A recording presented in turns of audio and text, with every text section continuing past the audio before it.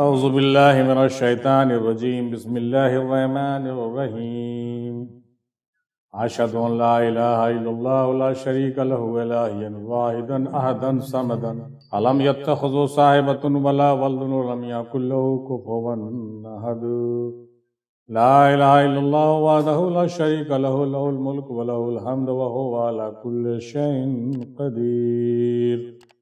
سبحان اللہ والحمد للہ لا الہ الا اللہ واللہ اکبر ولا حول ولا قوة الا باللہ العلی العظیم۔ اللہم صلی علی سیدنا محمد وسیلۃ علیک وآلہ وسلم کثیرا کثیرا حرفا حرفا نالفا نالفا دائما ابدا بعدد کل معلوم لک۔ الصلاۃ والسلام علیک یا رسول اللہ، الصلاۃ والسلام علیک یا حبیب اللہ، الصلاۃ والسلام علیک یا نبی اللہ۔ مرکز افضلیہ کے تمام سامعین، السلام علیکم ورحمۃ اللہ وبرکاتہ۔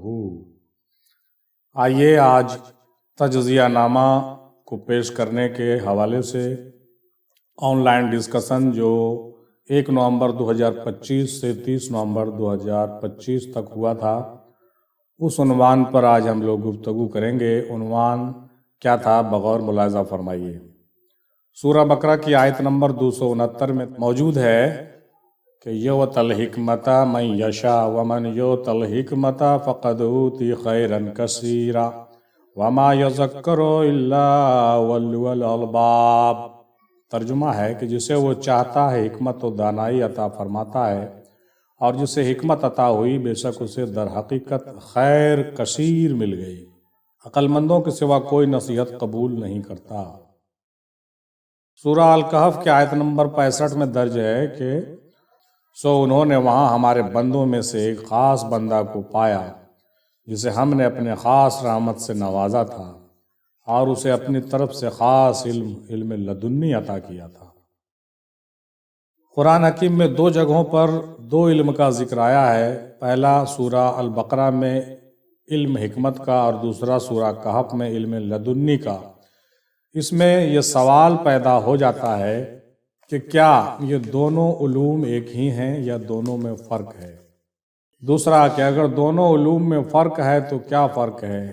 تیسرا کیا یہ دونوں علوم ایک ہی شخص کے پاس ہو سکتے ہیں؟ اور چوتھا کیا ہر مسلمان یعنی کیا ہر مومن یہ علوم حاصل کر سکتا ہے؟ اگر ہاں تو کیسے؟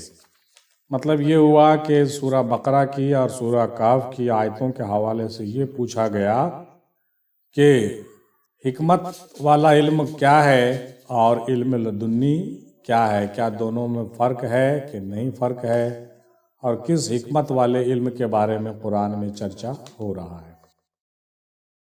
آئیے اس پر گفتگو کرنے کے لیے سب سے پہلے جناب صادق الرحمن بھائی کی باتیں سن کر سمجھنے کی کوشش کرتے ہیں۔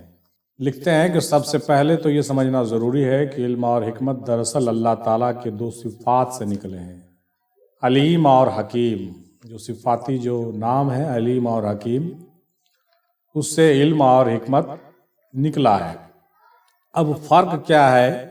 علم کا مطلب ہے معلومات جمع کرنا، پڑھنا لکھنا، چیزوں کو جاننا پہچاننا اور انہیں ذہن میں محفوظ کر لینا۔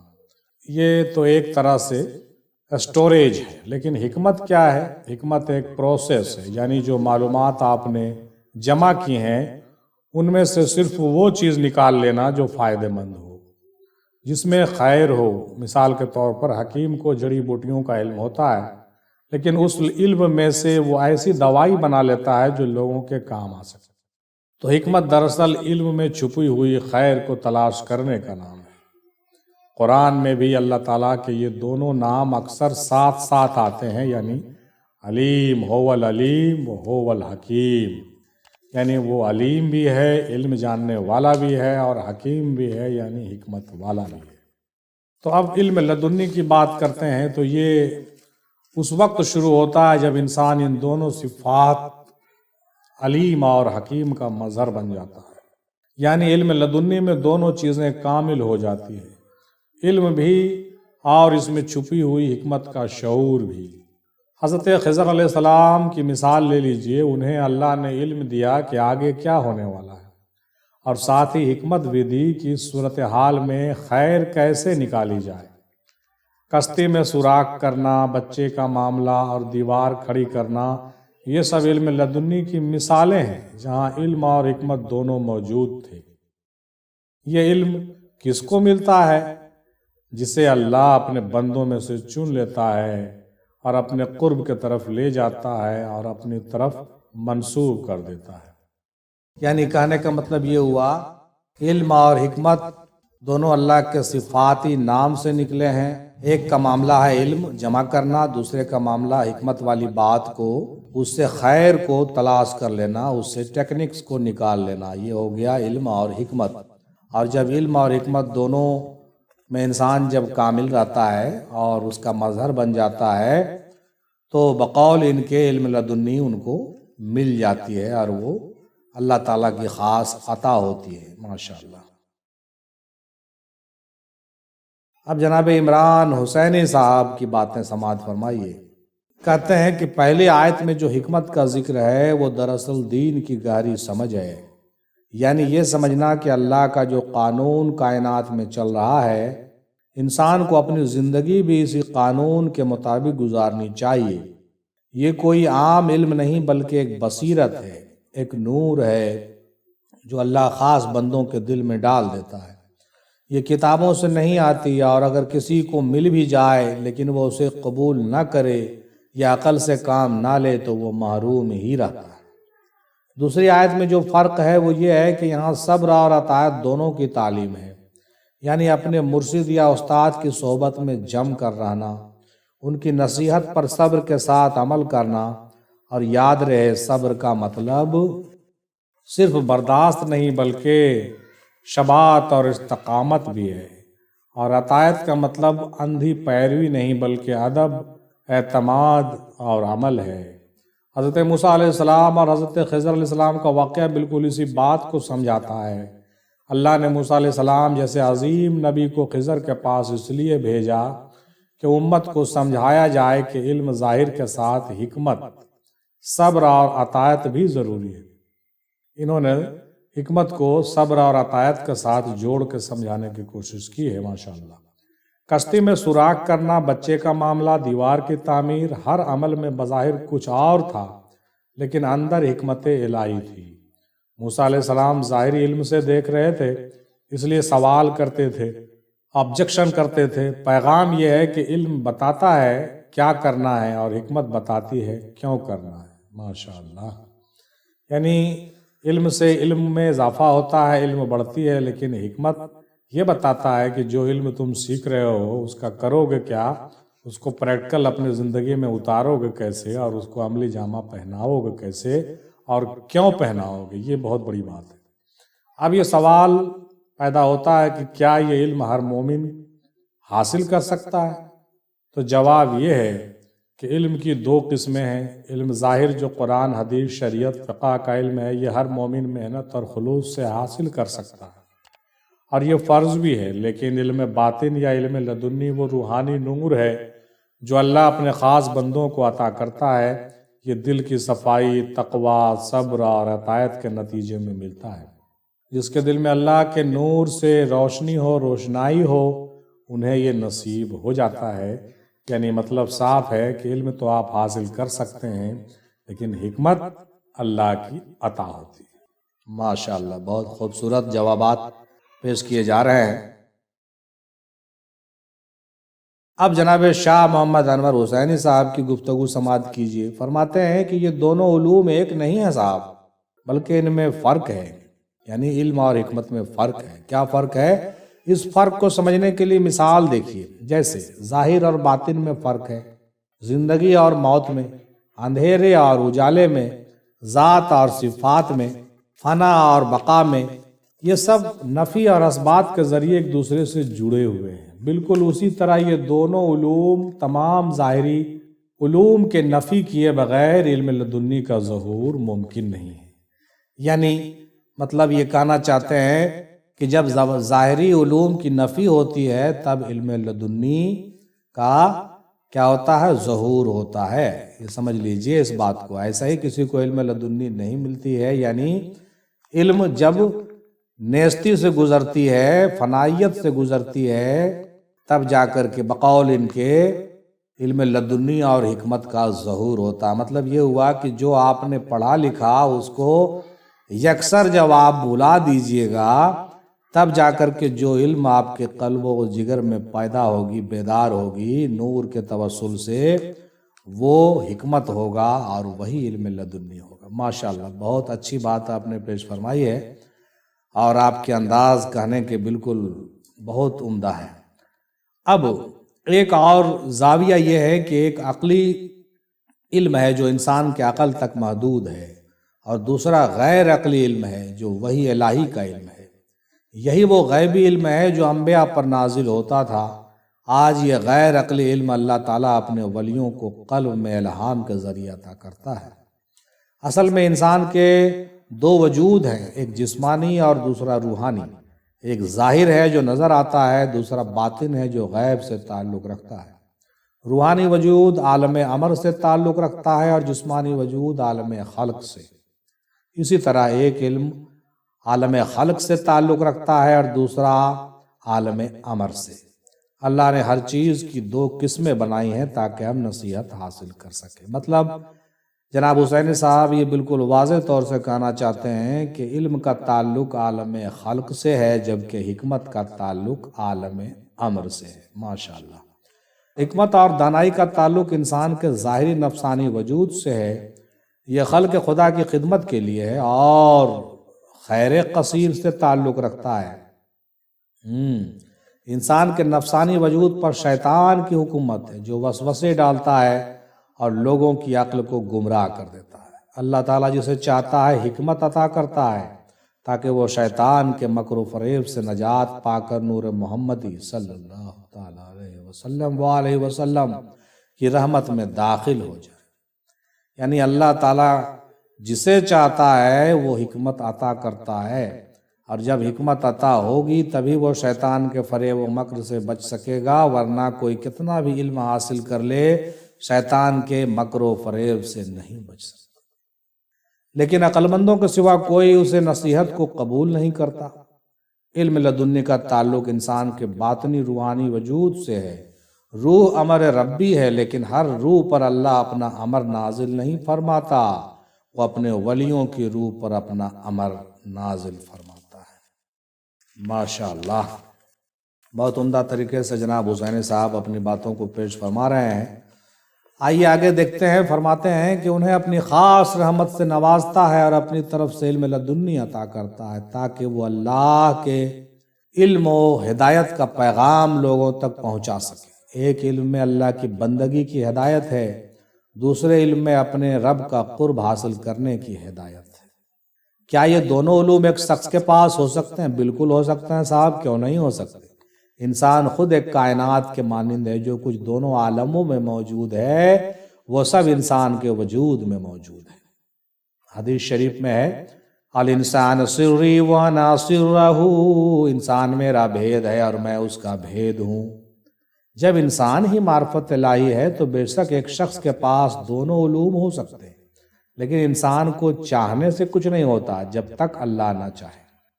کیا ہر مومن یہ علوم حاصل کر سکتا ہے؟ بے شک ہاں جی، کر سکتا ہے، بشرطے کہ سچا مومن ہو، کیونکہ اللہ مومنوں کو ہی اپنے ولی کے لیے چنتا ہے۔ شیطان نے خود کہا تھا کہ میں سب کو گمراہ کروں گا سوائے تیرے چنے ہوئے بندوں کے، یعنی مخلص بندوں کے، جو شیطان کی گمراہی سے نجات پالے، وہی صراط مستقیم میں داخل ہوتا ہے۔ صراط مستقیم مومن کے قلب میں ہے، کیونکہ مومن کا قلب اللہ کا گھر ہے۔ یہ علوم کیسے حاصل ہوں؟ 3 مراحل میں یہ علوم حاصل ہو سکتے ہیں صاحب۔ پہلا تزکیہ نفس، دوسرا تصفیہ قلب، اور تیسرا اپنی روح کے ادراک میں پہنچنا۔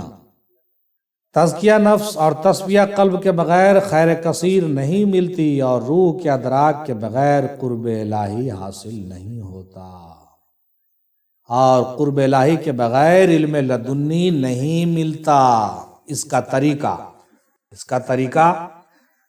طریقہ بہت آسان ہے۔ موت قبل ان تموتو، یعنی مرنے سے پہلے مر جاؤ۔ یہ ایک مجازی موت ہے جو انسان کو دنیاوی وابستگی سے آزاد کر دیتا ہے، آزاد کر کے نفس کو فنا کے طرف لے جاتی ہے۔ نفس کی فنا کے بعد ہی روح کا ادراک حاصل ہوتا ہے۔ حسینی صاحب بڑے اچھے انداز میں 3 اسٹیپ بتا رہے ہیں۔ پہلا اسٹیپ تزکیہ نفس، دوسرا تصفیہ قلب، اور جو نفس کے ادراک کر رہے ہیں وہ ہم لوگوں کے تعلیمات میں تنزیہ روح اس کو ہم لوگ بھی کہتے ہیں، مراد وہی ہے۔ یعنی پہلا اسٹیپ تزکیہ نفس، دوسرا اسٹیپ تصفیہ قلب، اور تیسرا اسٹیپ تنزیہ روح، یعنی روح تلک پہنچنا، روح کو پاک کرنا۔ روح کو پاک کیا کیجیے گا؟ روح کا ادراک کرنا ہی روح کو پاک کرنا، کیونکہ روح تو آلریڈی پہلے سے پاک ہے۔ تو بہت اچھی بات انہوں نے کہا کہ ادراک حاصل ہوتا ہے۔ پھر روحانی اعمال وہ ارکان کے ذریعے قرب الہی میں پہنچ کر علم لدنی سے سرفراز ہوتے ہیں، لیکن یہ سب ولی مرشد کی رہنمائی کے بغیر ممکن نہیں ہوتی۔ ماشاءاللہ، بہت عمدہ اور صحیح بات آپ نے فرمایا۔ اب جناب عدیل احمد قادری صاحب کی بات سماعت فرمائیے۔ لکھتے ہیں کہ جو قرآن شریف میں حکمت ہے وہ حکیموں والی حکمت نہیں ہے صاحب۔ جو قرآن شریف میں حکمت کی بات کی گئی ہے وہ حکیموں والی، جڑی بوٹیوں والی حکمت نہیں ہے جو کہ حکیم یا طبیب کا کام ہے، بلکہ اس کا تعلق دانائی، عقل، تدبر، تدبیر، غور و فکر سے ہے۔ یہ ابتدائی اسٹیج ہے۔ جب اس میں کاملیت ہوتی ہے تو پھر لدنی علم عطا ہوتا ہے۔ جب دانائی، عقل اور تدبیر اور غور و فکر میں انسان کامل ہو جاتا ہے تب اللہ تعالیٰ ایسے شخص کو عطائی علم جو ہے علم لدنی عطا کر دیتا ہے، جو کہ اس کی آخری اسٹیج ہے، آگے نیکسٹ لیول ہے۔ ماشاءاللہ، یعنی حکمت شروع ہے، علم لدنی اس کے بعد، اس لیے ان کو الگ نہیں کہہ سکتے۔ یعنی حکمت اسٹارٹنگ میں علم حکمت، آخر میں علم لدنی، بلکہ ایک علم کی ابتدائی اور انتہائی شکلیں کہہ سکتے۔ جو اصل حکمت یعنی طبابت ہے وہ خود میں ایک ولایت ہے، کیونکہ جید حکیم آپ کی نبض پکڑ کر آپ کی پشتوں کی، آپ کی بیوی اور خونی رشتوں کے امراض بھی بتا سکتا ہے۔ جو جید حکیم ہوتے تھے وہ پہلے نبض پکڑ کر کے ساری چیزیں بتا دیا کرتے تھے۔ کوئی ٹیکنالوجی اس وقت نہیں ہوتا تھا، نہ MRI، نہ CT اسکین، نہ ایکس رے، نہ کسی طرح کا جانچ ہوتا تھا۔ وہ صرف نبض پکڑتے تھے اور سارا بتا دیتے تھے۔ تو یہ کہہ رہے ہیں، تو یہ ایک شخص کے پاس بھی ہو سکتے ہیں اور نہیں بھی، لیکن حکیم کی اصلیت اسی بات پر منحصر ہے کہ وہ روحانیت میں بھی اعلیٰ ہے نا۔ ظاہری طور سے جو طبیب اور حکیم ہوتے تھے یہ تو ان کی الگ ایکسپیرینس اور ان کے جو ہے ایجوکیشن ہوتے تھے، اس طرح کے اتنے کمال کرتے تھے، وہ کمالیت حاصل ہوتی تھی طبابت میں ان کی، تو وہ ان کی بات ہوتی ہے۔ لیکن صحیح معنوں میں اصلیت جو صحیح معنوں میں جو حکیم ہیں وہ روحانیت میں اعلیٰ ہوتے ہیں۔ روحانیت میں کامل جو شخص ہوتے ہیں یہ ان کی بات ہم کر رہے ہیں۔ کچھ سالکوں کو وجود کی سمجھ حاصل کرنے سے اپنے نفس کی سمجھ آ جاتی ہے۔ کچھ سالک ایسے ہوتے ہیں جن کو وجود کی سمجھ ہوتی ہے تو نفس کی سمجھ آ جاتی ہے اور وہ نفس پر قابو پا لیتے ہیں۔ اسی طرح کچھ کو روحانیت عطا ہونے سے جسم کی سمجھ بعد میں آتی ہے، مقامات میں فرق ہوتا ہے۔ حضرت میاں میر رحمۃ اللہ علیہ کی آنکھ پر دانا نکل آیا۔ آپ نے ایک دن حاضرین سے عرض کیا کہ اس نے ہمیں بہت تنگ کیا ہے، اس کا کوئی علاج ہمیں تو سمجھ میں نہیں آ رہا ہے۔ حاضرین میں ایک شخص نے عالم بالا میں جا کر دیکھا، وہاں اس کی ملاقات کسی حکیم سے ہوئی جنہوں نے اس تکلیف کا علاج بتایا۔ اب سوال ہے کہ کیا حضرت میاں میر رحمۃ اللہ علیہ خود نہیں اس سے پوچھ سکتے تھے، یا کیا وہ خود وہاں پہنچ نہیں سکتے تھے؟ یہ مقامات اور توجہ کا معاملہ ہے صاحب۔ حکمت یعنی طبابت اگر دوا اور جڑی بوٹی کے علم تک ہی محدود ہے تو یہ ظاہری علم ہی ہے، اس کا روحانیت سے تعلق نہیں ہے۔ لیکن اگر یہ وجود میں گم ہو کر نفس پر قابو پانے اور روحانیت حاصل کرنے سے تعلق رکھتی ہے تو پھر یہ اصل حکمت ہے۔ ماشاءاللہ، اس سے روحانی جسمانی دونوں علاج ہو۔ الحمدللہ، کیا بات۔ یہ بالکل عادل صاحب بہت اچھے طریقے سے بالکل اس کا شرح بیان کر رہے ہیں کہ یہ علم اور یہ ہے حکمت۔ تو کہنے کا مطلب یہ ہوا کہ جو ویسے حکیم اور ویسے طبیب اب کہاں ملتے ہیں کہ جو اس دنیا میں بھی حکیم ہو اور مرنے کے بعد وہ زندہ وہ جاوید ہوں اور اس عالم میں بھی وہ لوگوں کی رہنمائی کریں اور لوگوں کو جو ہے اس کے نسخے اور اس کے मामलात को बताएं। ये बड़ी अजीब बात है और ये करामती बात है। ऐसा मुमकिन भी है और ऐसा होता भी है, हो भी सकता है, कोई बड़ी बात नहीं है। लेकिन कहना ये चाहते हैं कि असल हकीम वही है जो ज़ाहिरी और बातिन का दोनों का हकीम हो, जो इस दुनिया का भी हो और रूहानियत में भी उसकी पहुँच हो। ये हुई बात। अब ये सवाल करते हैं कि क्या मियाँ मीर साहब तो खुद एक बुजुर्ग थे, तो उन्होंने अपने आंखों पर तवज्जो क्यों नहीं दी? वो दूसरे ने क्यों जाकर के उसका दवा कहीं से पूछा? खुद वो जाके क्यों नहीं मिले, क्यों नहीं पूछे? ये एक टेक्निकल बात है, क्योंकि ज़्यादातर वली अल्लाह जो होते हैं वो अपने बारे में कम सोचते हैं, दूसरों के बारे में सोचते हैं। तो अपना मामला को आलम अरवाह में हल करना ये उनके मिजाज में नहीं होता है ना। जो दुनिया में ही अपना ख्याल नहीं रखते हो तो वह रूहानियत में, आलम अरवाह में वो अपने जिस्म का फिक्र और अपने बीमारियों का फिक्र क्यों करेंगे? तो ये सब तवज्जो की बात है, बिल्कुल सही कह रहे हैं कि ये मामलात जो है मकामात और तवज्जो का मामला है। और बिल्कुल सही बात है कि ऐसा होता ही है कि अक्सर व बेशतर आज के डेट में भी लोग जब रूहानियत की सैर करते हैं, और हम जैसे लोग भी जब रूहानियत में कभी मुलाकात बुज़ुर्गों से होती है तो कभी अपने घर के मसाइल और अपने अमराज और ये सारी चीज़ें जो है बिल्कुल भी याद नहीं रहती है कि ये बात वहाँ चर्चे में रहे या उसका जिक्र हो। मतलब दुनियावी बातें एक बिल्कुल नाकिस बातें हैं जिसको आलम अरवाह में तज़किरा करना मुनासिब नहीं समझा जाता है। लेकिन अगर कोई दूसरा आदमी करे तो अलग बात है, उसका मसला का हल भी होता है और उसके जो है सबील भी पैदा होते हैं और इलाज भी मिलते हैं और हो सकते हैं, ये कोई बड़ी बात नहीं है। माशाअल्लाह। आगे आदिल भाई लिखते हैं कि सनातन वेद शास्त्र बताते हैं कि जो शख्स वेद शास्त्र पढ़े, हिकमत नजरी और हिम्मत अमली हासिल करके उन पर गौर करे, फिर बुजुर्गों का अक़वाल और तालीम को वेद शास्त्र के अनुसार खूब समझकर उन पर यकीन से अमल पैरा हो, तो ऐसा शख्स जन्नत को जाता है। याद आ गया हज़रत अबुल हसन खिरकानी रहमतुल्लाह अलैह का खुद का एक बच्चा बहुत बीमार था और वो इंतकाल कर गया। बाद में उनको एहसास हुआ कि अगर हम उस बच्चे के बारे में दुआ करते तो शायद वो बच्चा बच जाता, लेकिन हमने उसके बारे में दुआ ही नहीं की। तो कहने का मतलब ये हुआ कि ये लोग वैसे हकीम हैं कि ये दूसरों की हिकमत, दूसरों की तो इलाज करते हैं, अपना इलाज नहीं करते। बाद में जो है उनको इस बात का बड़ा अफसोस हुआ। ये किसी और बुजुर्ग के बारे में भी मुताले में गुजरा कि जब वो बच्चा दुनिया से रुखसत हो गया तो उनको अफसोस हुआ कि काश मैं अगर उसके लिए दुआ कर देता तो शायद वो बच जाता। लेकिन चूंकि उस वक्त ये उनकी हालत वैसी थी कि वो अपने आप में गुम थे और राह सलूक में इस कदर वो आगे जा रहे थे कि उनको ना तो अपना ख्याल था ना अपने बीवी बाल बच्चों का ख्याल था। इसलिए वो जो है बेखुदी और इस तरह से जो है वो ज़िंदगी गुजार रहे थे। तो मामला जो है इस तरह से भी कई वाक़यात नज़र से ऐसे भी गुजरे हैं। लिहाजा इन वाक़यात से ये पता चलता है कि मामलात और किस्मत चाहे जो भी हो, लेकिन अपने दानिश हर इंसान को अपनी हिकमत और दानाई से काम लेनी चाहिए। और अगर मुनासिब हो तो मतलब दूसरों के लिए दुआ जब करते हैं तो अपनों के लिए दुआ करने में भी कोई हर्ज नहीं है। शर्त यह है कि खुलूस दिल से करना चाहिए और बेलौस और बेमफाद होकर करना चाहिए। तो आगे बढ़ते हैं। सनातन वेद शास्त्र बताते हैं कि जो शख्स वेद शास्त्र पढ़े, हिकमत नजरी और हिम्मत अमली हासिल करके उन पर गौर करे, फिर बुजुर्गों के अक़वाल और तालीम को वेद शास्त्र के अनुसार खूब समझकर उन पर यकीन से अमल पैरा हो, तो ऐसा शख्स जन्नत को जाता है और सुकून पाता है।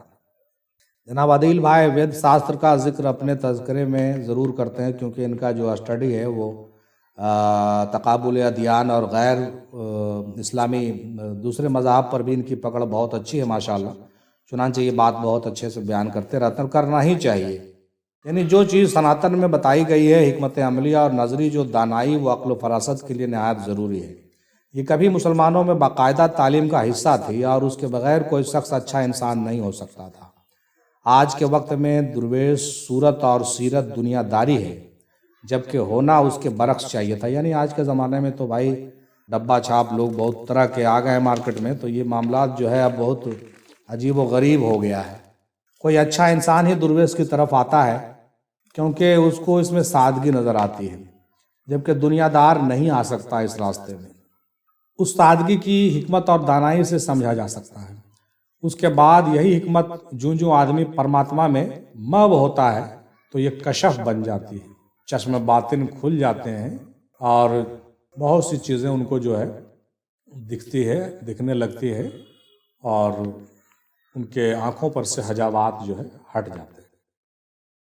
اب ایک شخص ہے جو کسب کے لیے چلے کرتا ہے، وظائف پڑھتا ہے اور نہ جانے کیا کیا عملیات کرتا ہے، جبکہ حکمت والا اپنا وقت ضائع کرنے کے بجائے ذات میں محو ہوتا جاتا ہے، تو اس کو یہ چیزیں خود بخود ظاہر ہونے لگتی ہیں۔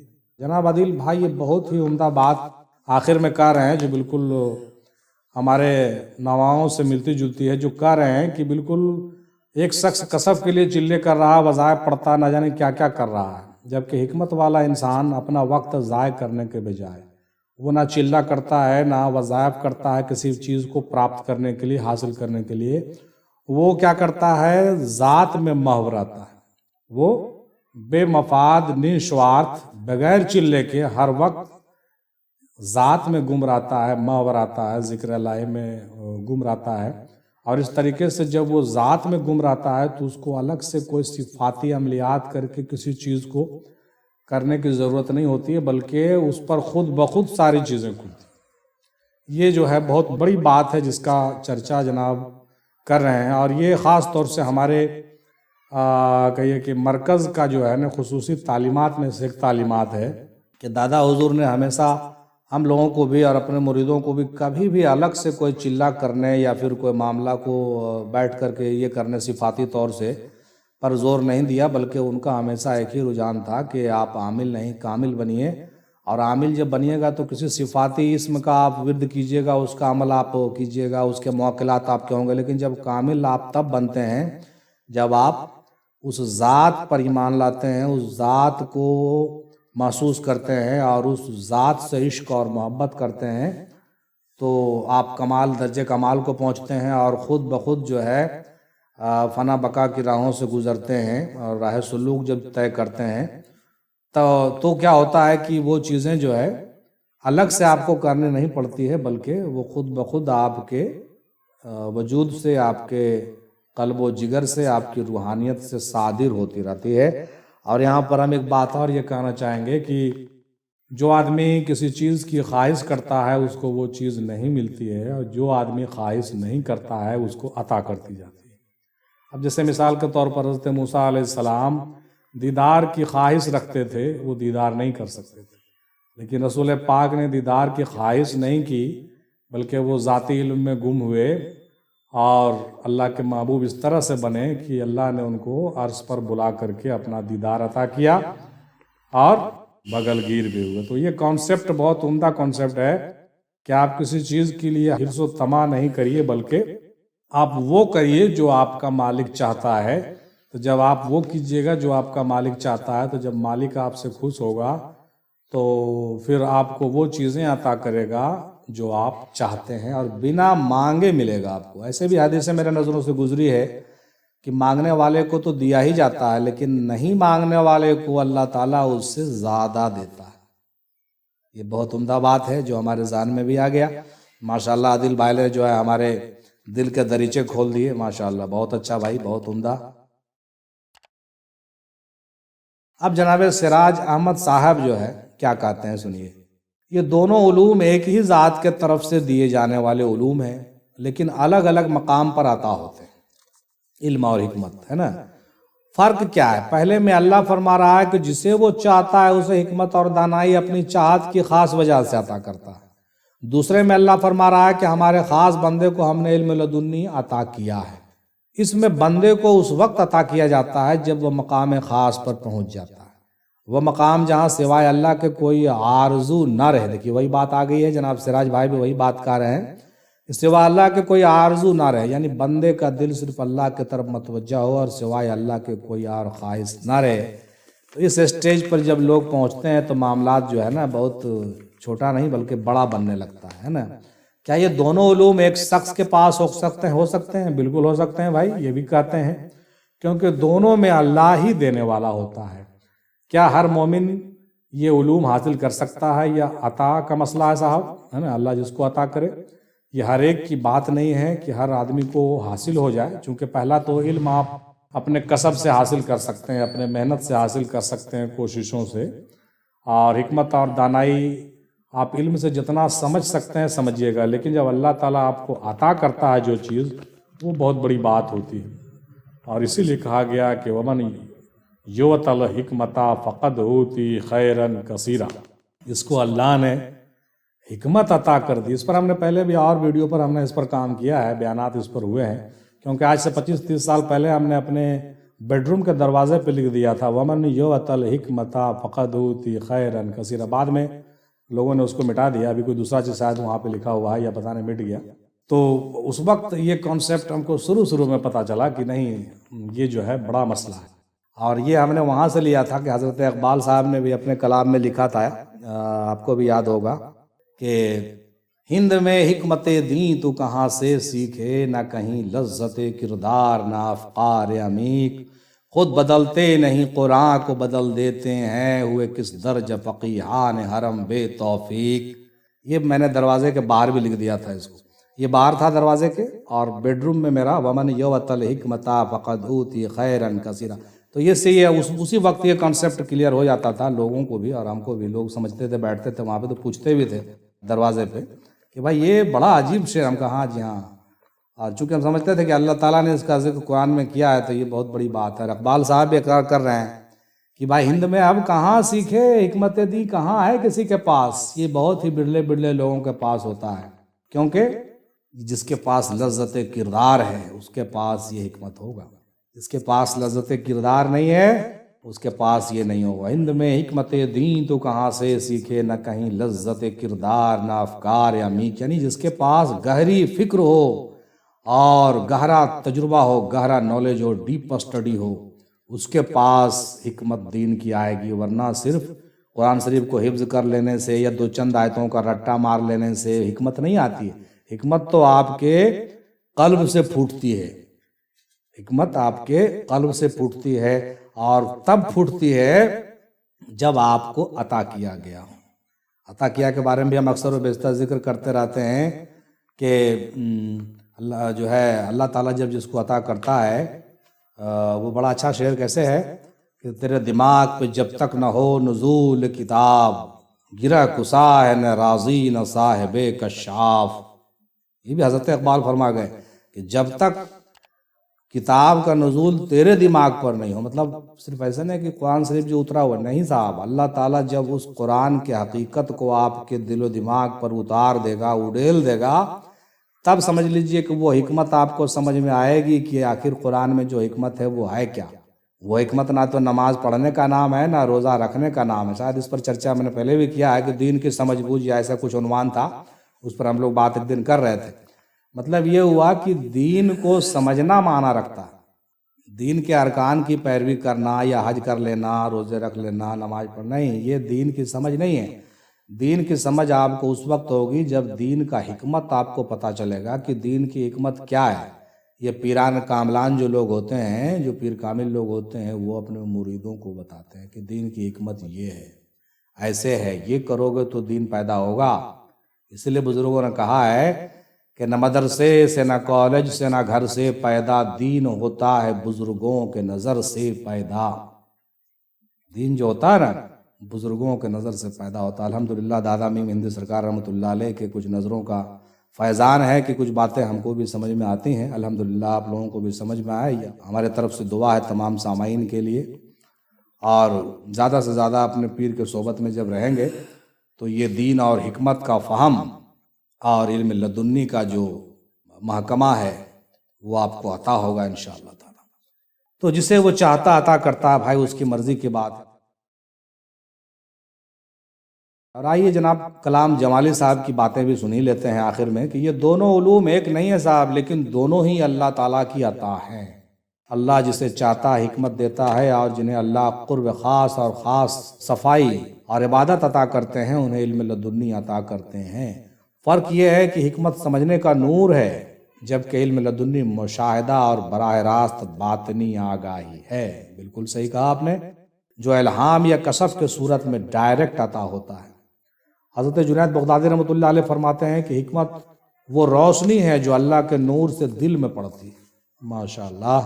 اور شیخ اکبر ابن عربی رحمۃ اللہ علیہ فرماتے ہیں کہ علم لدنی غیب کا وہ دروازہ ہے جو بغیر کسی ظاہری استاد کے کھل جاتا ہے۔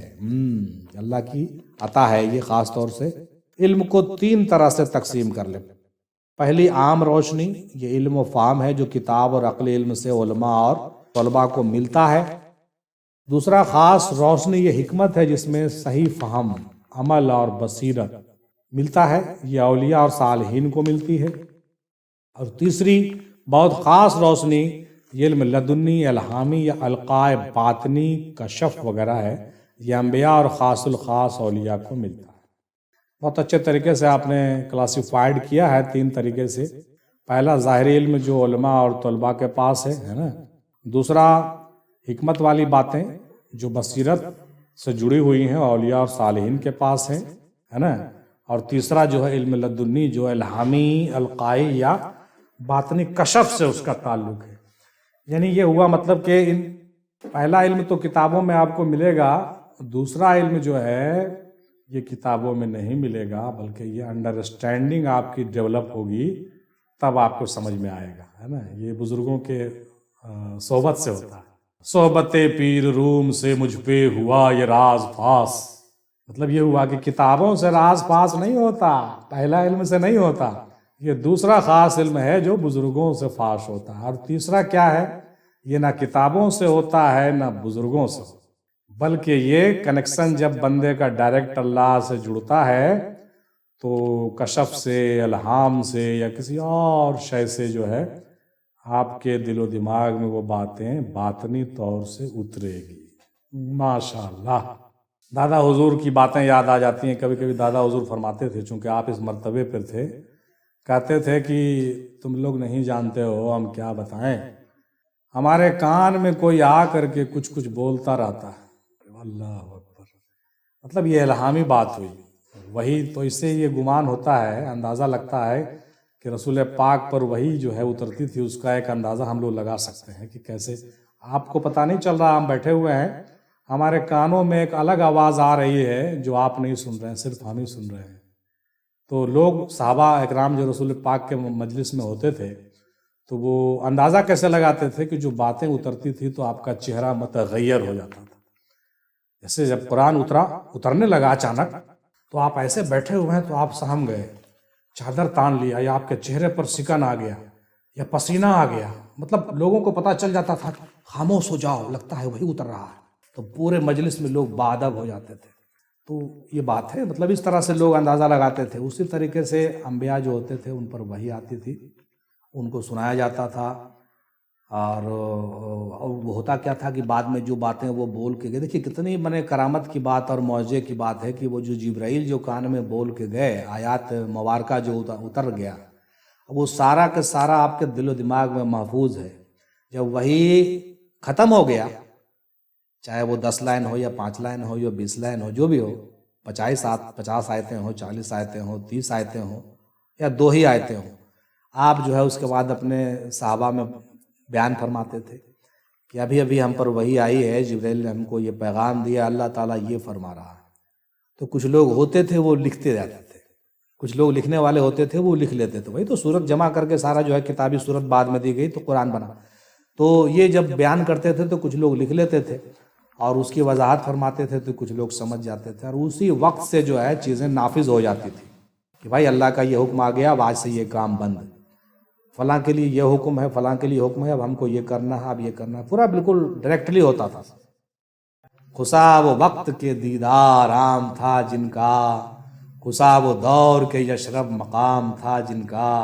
کیا زمانہ تھا، کاش ہم لوگ بھی اس زمانے میں ہوتے اور اپنے آنکھوں سے وہی اترتے ہوئے دیکھتے، کتنا مزہ آتا نہیں؟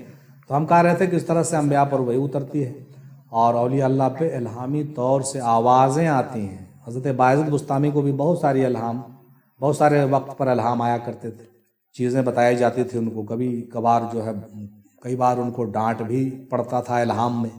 اسی طریقے سے جب دادا حضور کا چرچا ہوا تو ہم نے کہا دیا بھائی کہ ان کے الہام کا میں جیتا جاگتا ادھارن ہوں، مطلب گواہ ہوں کہ اپنے الہاموں کا ذکر وہ اکثر کرتے تھے، اور ہم کو یاد ہے کہ وہ کئی باتیں ایسی ہوتی تھی جو بتایا کرتے تھے جو راز کی ہوتی تھی، ہے نا۔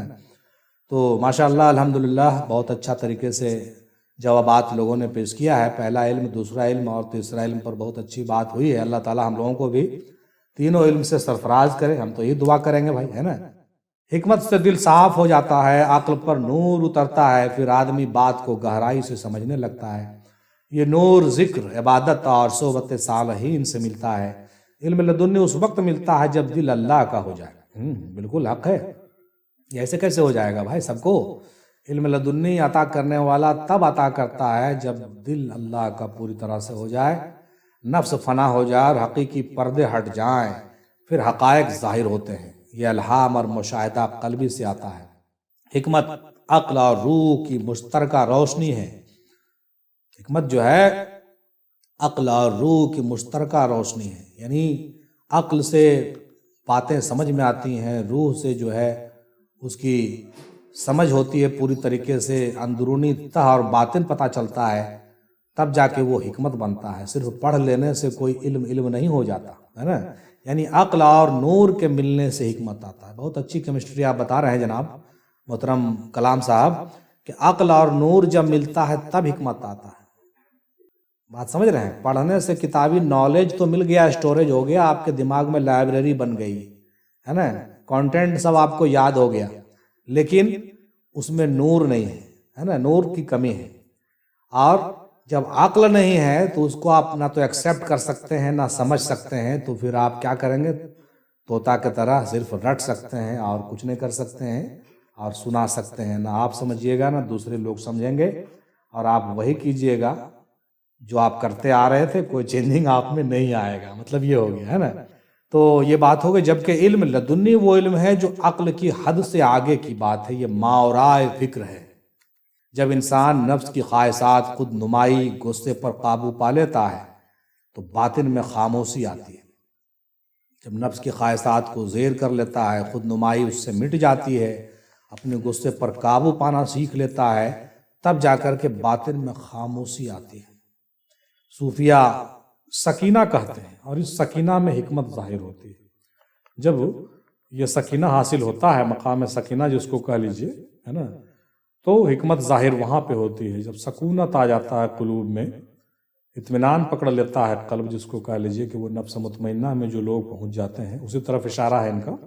اور جب نفس فنا ہو جائے اور باطن کا دروازہ کھلتا ہے تو علم لدنی کا دروازہ تب کھلتا ہے۔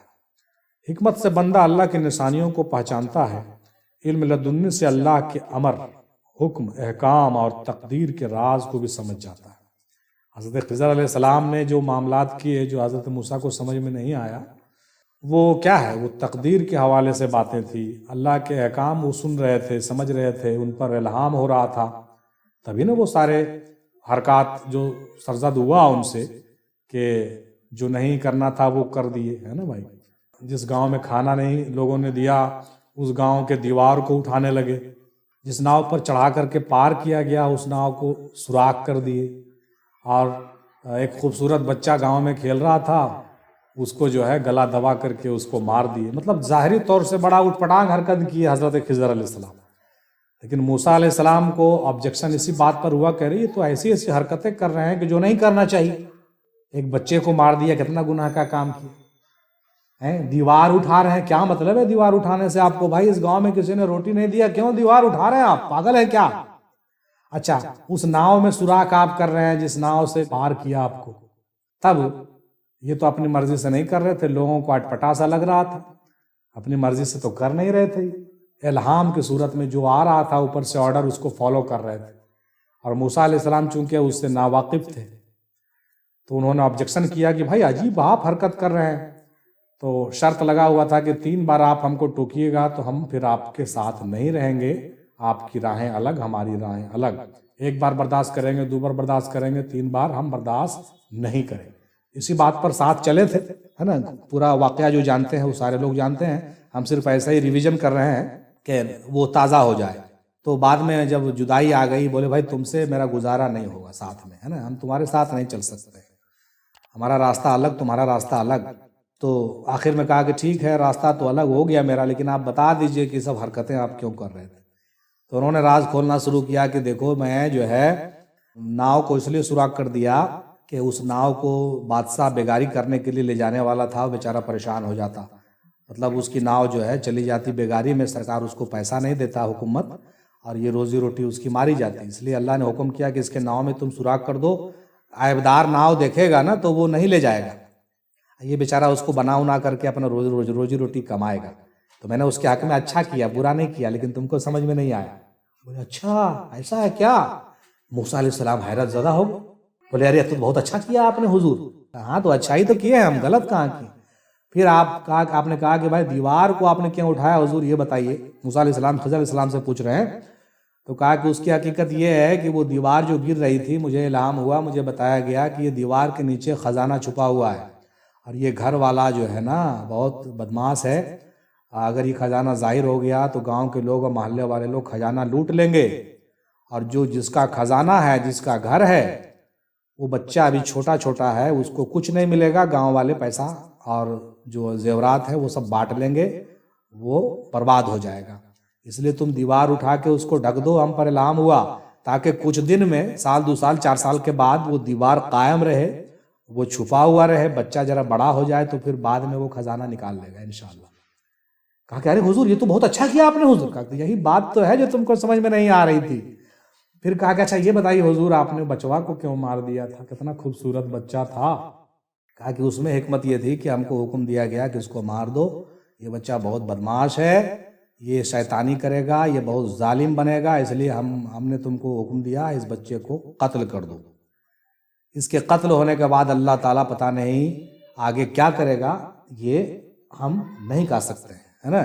لیکن اس کی تشریح میں ہم بتاتے ہیں، اس بات کو اللہ کے پتہ نہیں لوگ آبجیکشن کریں گے، لیکن اس کے بعد کی باتیں جو ہے دادا حضور بیان کرتے تھے، جو شاید شائع ہونے لائق نہیں ہے، یا کر بھی دو تو کوئی پرابلم نہیں، جو تناسخ کے قائل ہیں وہ سمجھ لیں گے، کہ جو پنرجنم کو مانتے ہیں ان کو یہ بات سمجھ میں آ جائے گی۔ دادا حضور بیان کرتے تھے کہ جانتے ہو اس بچے کو اللہ تعالیٰ نے اس لیے قتل کروا دیا تھا خضر علیہ السلام کے ہاتھ سے کہ اس بچے کو اللہ تعالیٰ پھر سے پیدا کرنے والا تھا، اور اس کے نسل سے 70,000 انبیاء کو پیدا کرنے والا تھا۔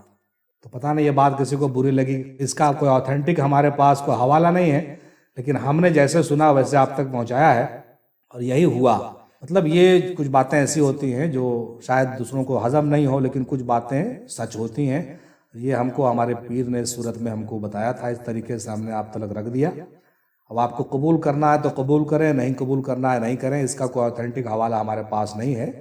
تو ماشاءاللہ تو ہم یہ کہہ رہے تھے کہ یہ اس طریقے سے جو ہے ابھی آپ سماعت فرما رہے تھے جناب کلام صاحب کے زبانی وہ باتیں کہ وہ جب صوفیہ سکینہ پر پہنچتے ہیں تو حکمت ظاہر ہوتی ہے، اور اسی طریقے سے حضرت خضر علیہ السلام پر وہ حکمت علم لدنی وغیرہ جو ہے ظاہر ہوتی تھی، اور وہ بیان کرتے تھے، اور وہ لیکن موسیٰ علیہ السلام کا ان کے ساتھ گزارا نہیں ہوا۔